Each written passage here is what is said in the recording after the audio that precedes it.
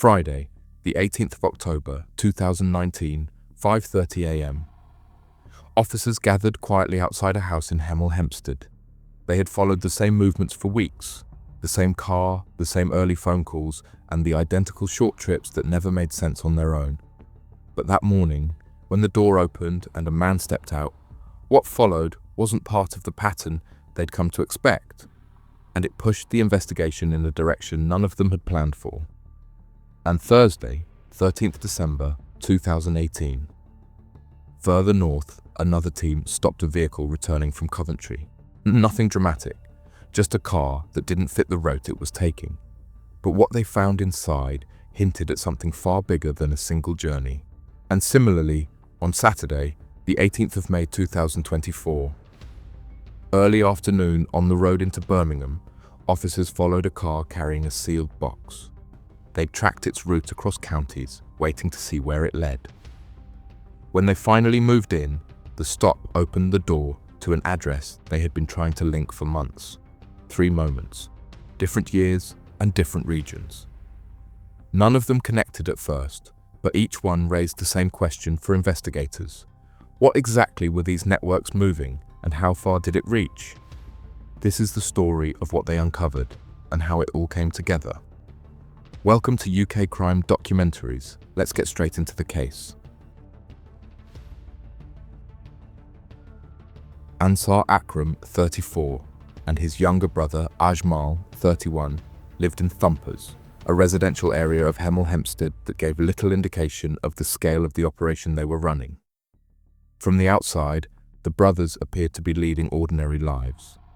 But over the months that followed, detectives would piece together a structure that stretched far beyond their home address, a nationwide organised crime group supplying wholesale quantities of cocaine. Ansar was identified as the head of the OCG.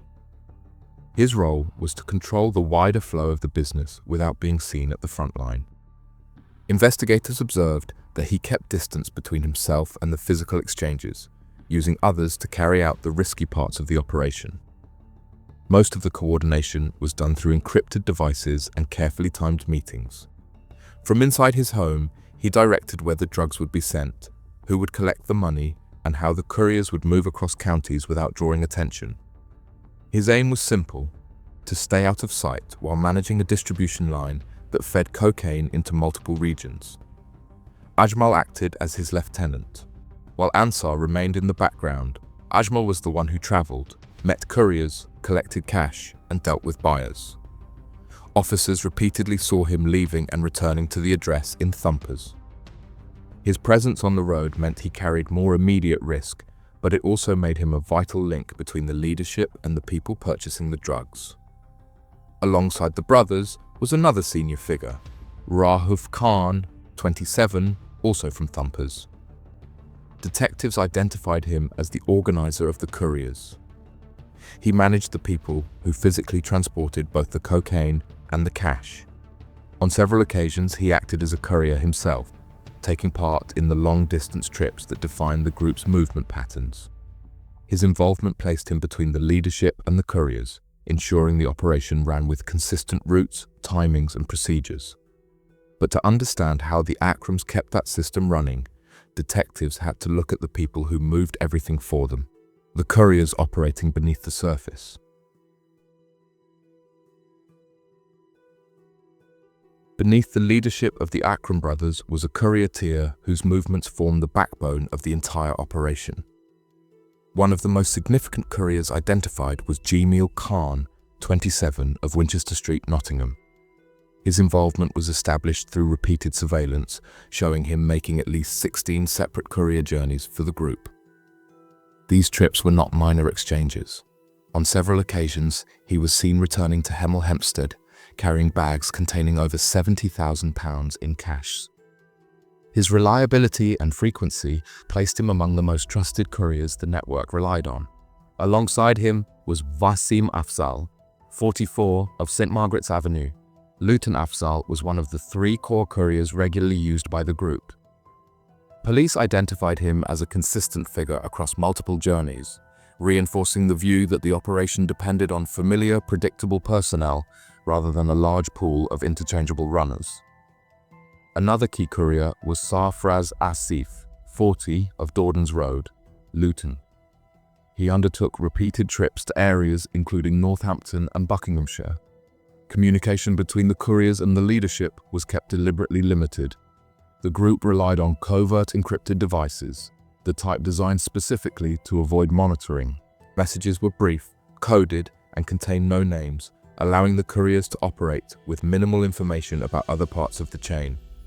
And while the couriers kept the network moving, detectives soon realized the real scale of the operation wasn't in the cars or the cash.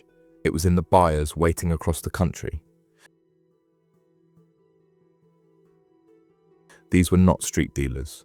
These were individuals who bought cocaine in kilogram quantities, distributing it further into their own local markets.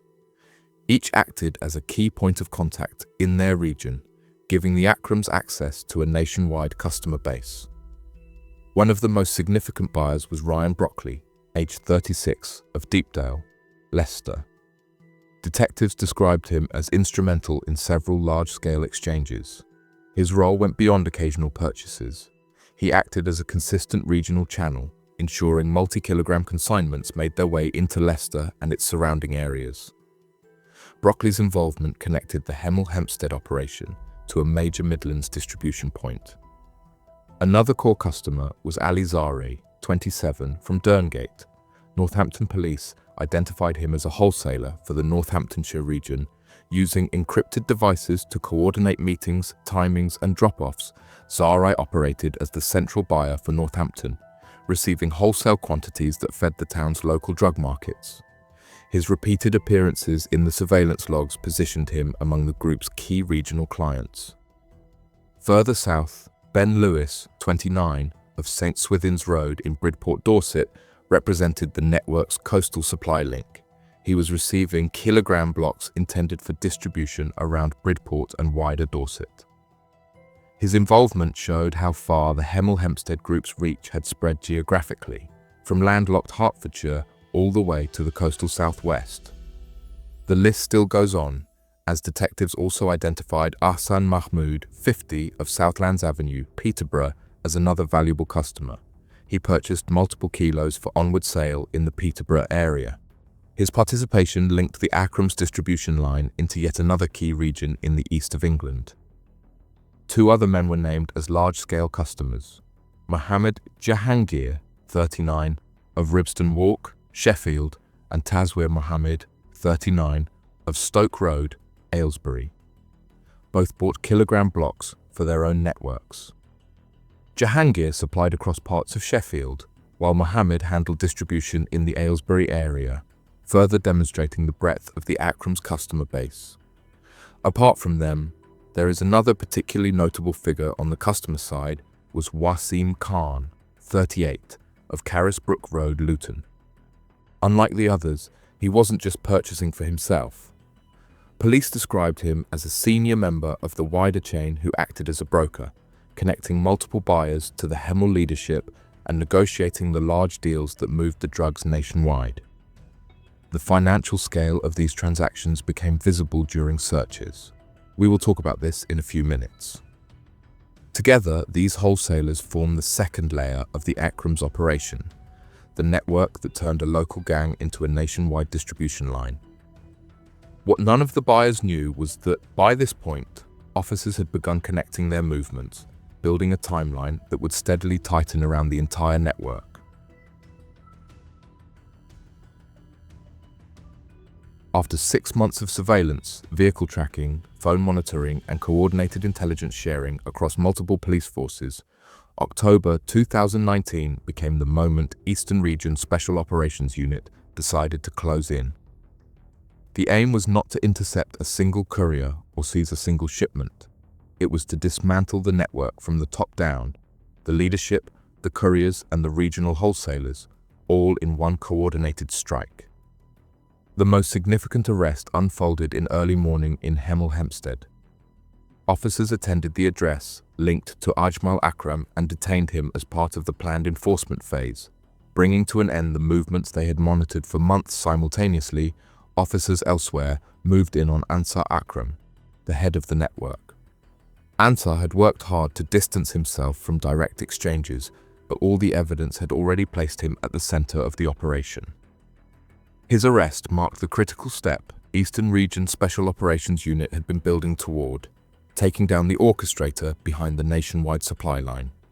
The raids extended far beyond Hemel Hempstead. Regional wholesaler Ryan Brockley was arrested the same month.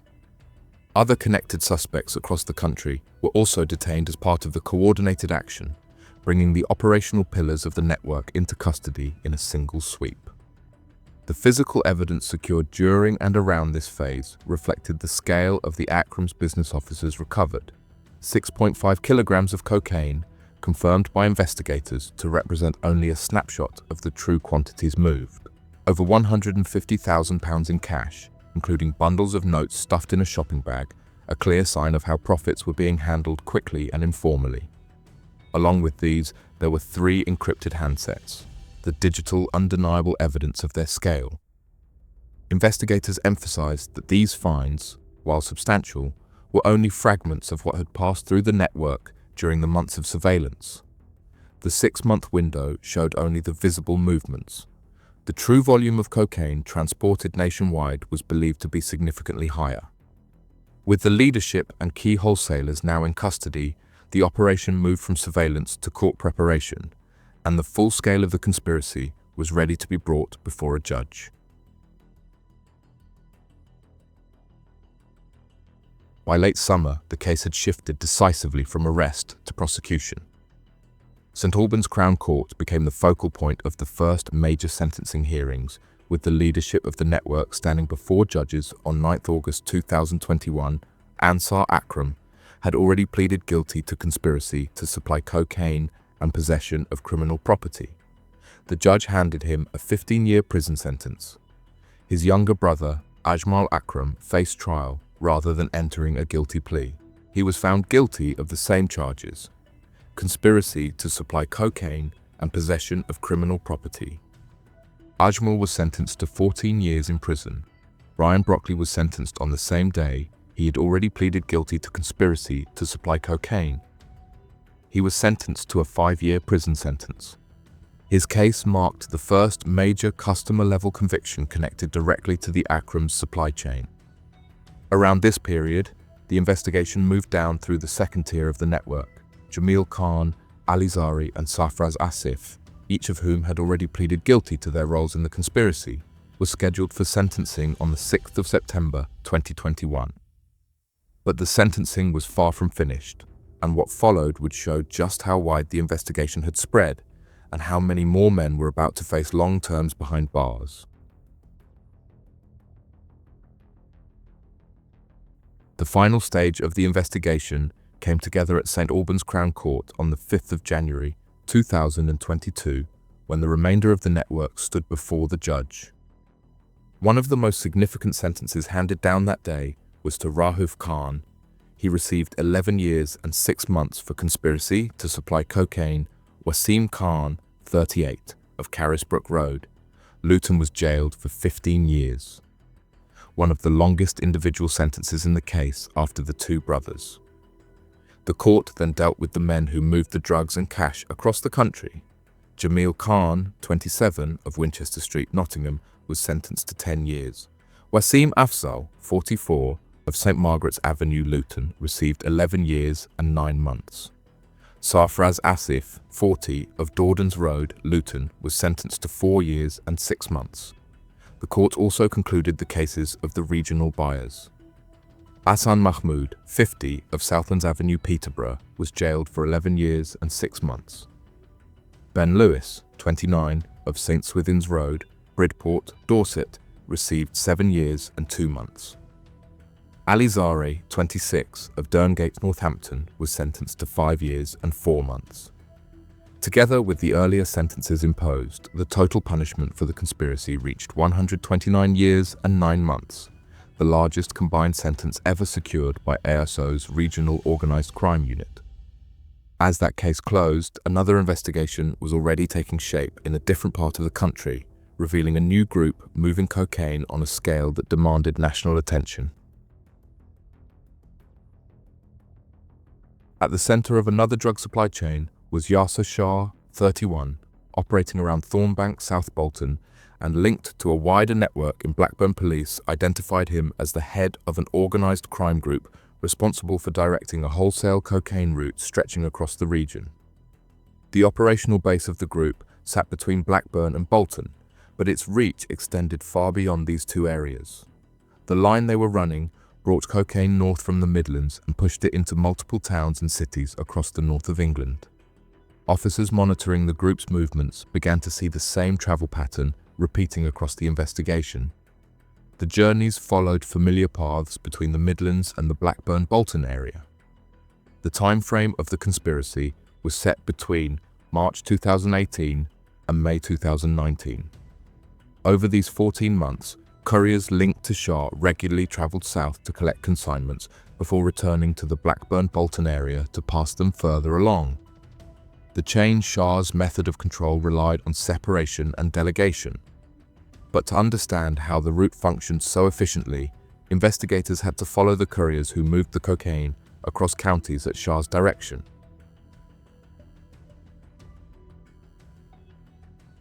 Beneath Yasser Shah's structure, detectives identified two main couriers at the heart of this system. Bilal Ashraf, 30, of Whitewell Place, Blackburn, and Hassan Rasool, 26, of Rill Avenue, Blackburn.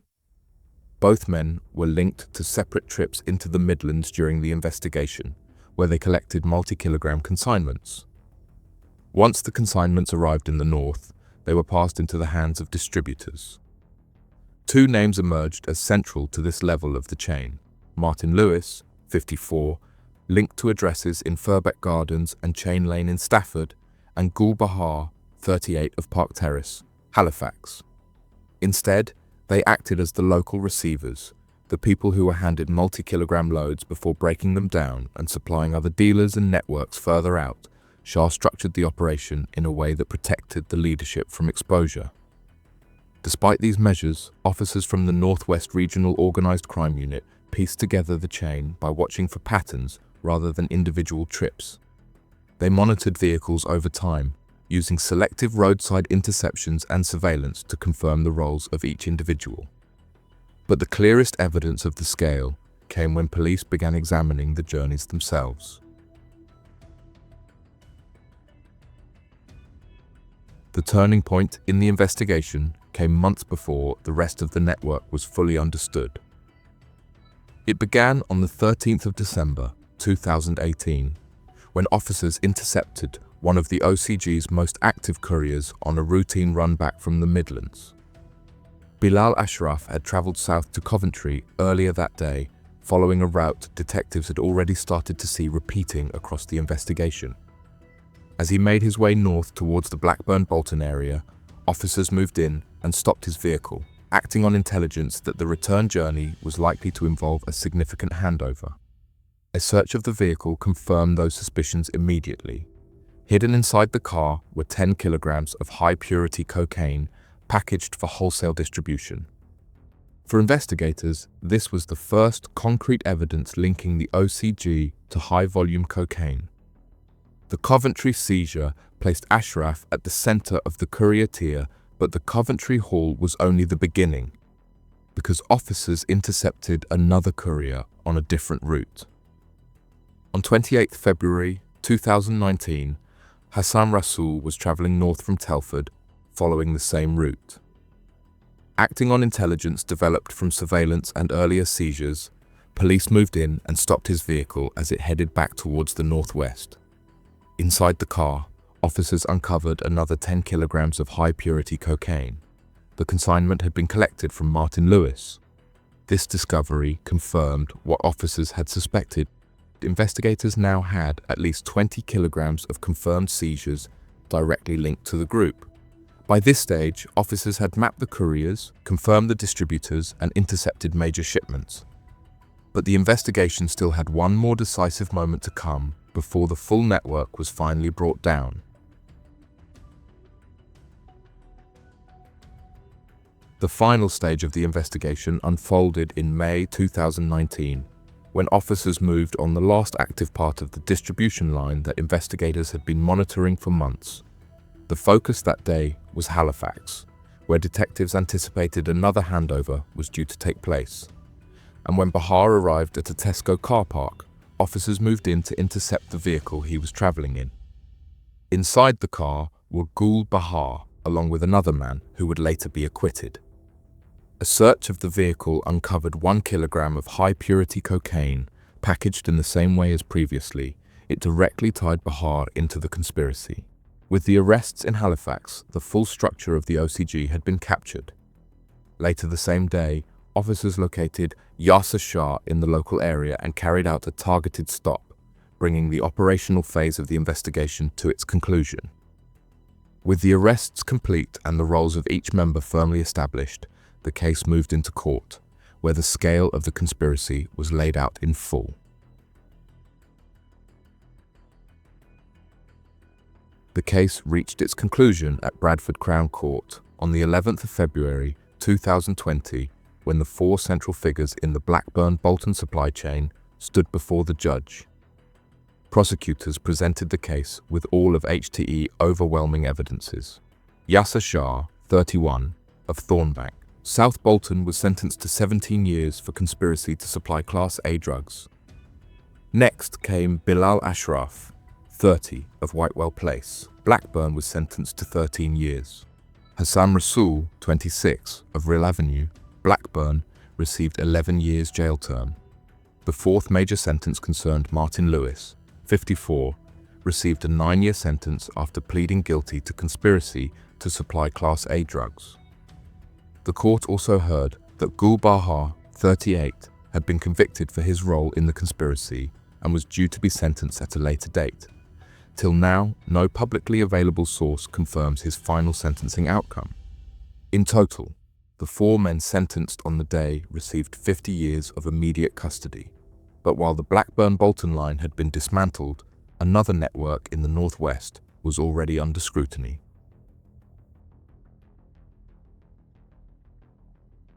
The investigation that would eventually dismantle this network began with one name repeatedly surfacing in intelligence across the region. Omar Hassanji, a Birmingham-based organizer in his mid-40s, living on Shirley Road in Hall Green. Officers from the Southwest Regional Organised Crime Unit, SUROCU, identified him as the man coordinating the wholesale movement of heroin and cocaine into the Southwest, using contacts, couriers and properties that allowed him to distance himself from the hands-on work while controlling every stage of supply. At the top of the structure was Hassanji himself, arranging consignments, managing payments and storing cash linked to the operation. Then, one of the key people linked to him was James Lee, 34, from Spartan Close, Gloucester. We will talk about him in a few minutes. Within Birmingham, the operation relied on a second figure, Mohammed Ismail, 26, of Woodfield Road. He was linked to a safe house on Stony Lane, a property used specifically to store high-purity cocaine. We will talk about this in a few minutes.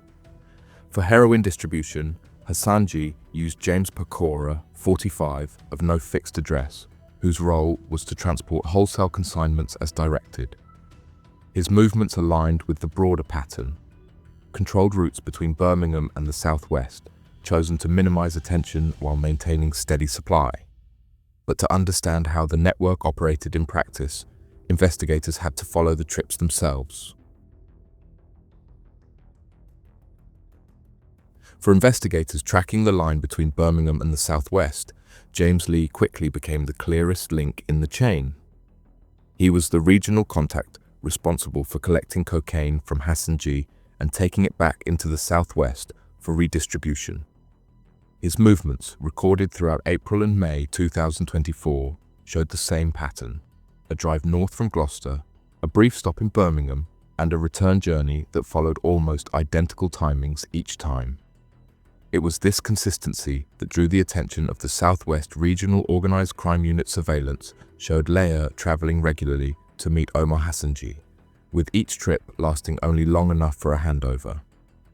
No extended meetings, no stops elsewhere. As the pattern repeated week after week, The evidence suggested that he was supplying customers further down the line in the southwest, acting as the crucial point through which Birmingham's cocaine entered the region. On the 16th of May 2024, officers made their move. Lear was arrested at his home in Spartan Close, with the operation timed to coincide with searches of linked addresses elsewhere. The search of his property revealed cocaine with an estimated street value of around £13,000, along with a quantity of cash.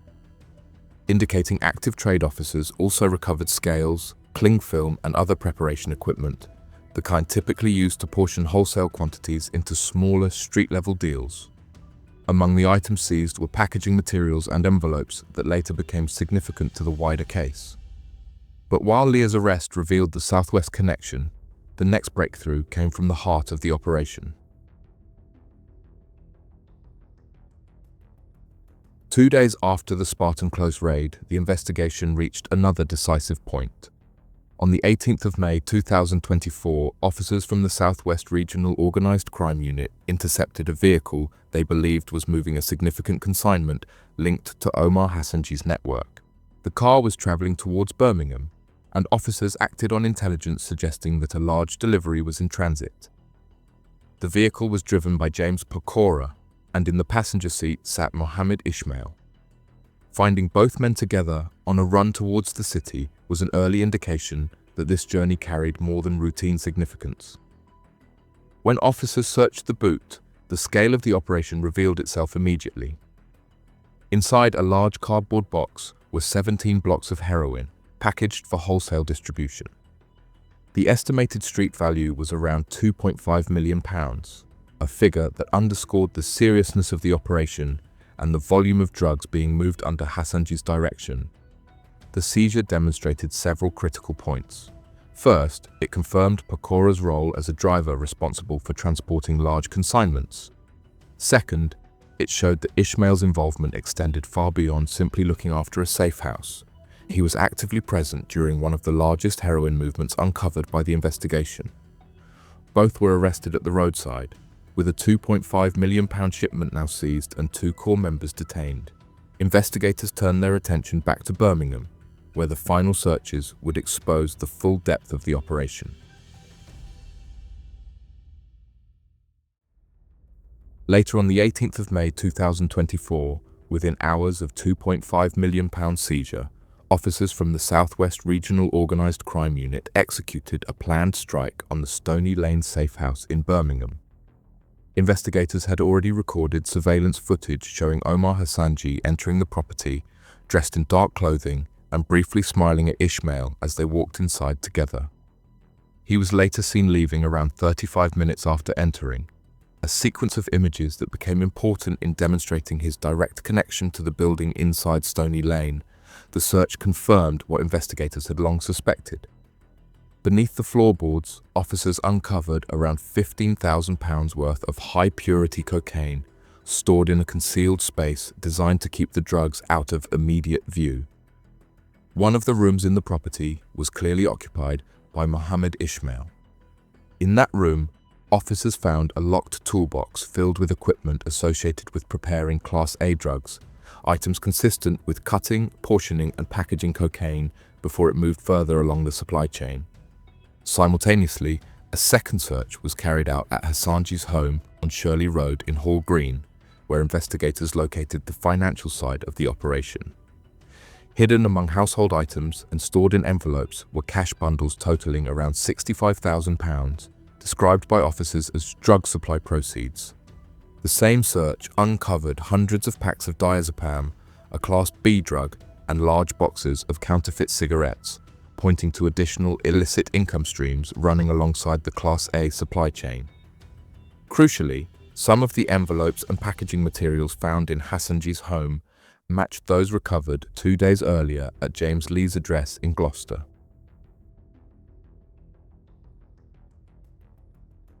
The court phase of the case unfolded in 2 stages, beginning with the sentencing of the 3 men who entered guilty pleas ahead of the principal.